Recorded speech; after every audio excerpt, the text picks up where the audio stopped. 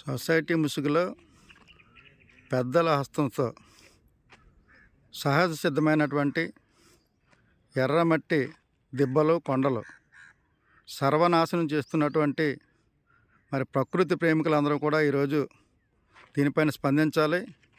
ఎందుకంటే అటవీ శాఖ కానీ, మైన్స్ డిపార్ట్మెంట్ కానీ, జీవీఎంసీ కానీ, జిల్లా కలెక్టర్లు కానీ, రెవెన్యూ డిపార్ట్మెంట్ కానీ అందరూ కూడా ఇంత నష్టం జరుగుతున్నప్పుడు ప్రకృతికి అందరూ కూడా నిమ్మకు నీరెత్తినట్టు చూడటం, ఈరోజు ఉన్నటువంటి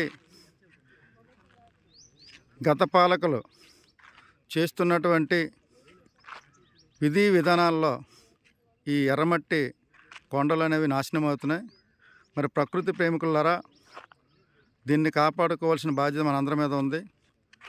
దీనిపైన అధికారులు స్పందించే తీరు ఎలా ఉంటుందో చూద్దాం. దీన్ని కాపాడుకోకపోతే భవిష్యత్తు తరాలకి ప్రపంచంలోనే ఒక ఎనిమిదో వింత అయినటువంటి ఎర్రమట్టి దెబ్బలు కనుమరుగయ్యే పరిస్థితి ఉంది.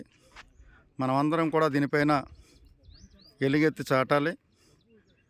ఈ వాతావరణం చూస్తుంటే అసలు ఈ బొకాసురులు ఏ విధంగా ఈ సహజ సంపదను దోచుకుంటున్నారో మన కళ్ళకు కట్టినట్టు వీడియోలో మీరు చూడండి.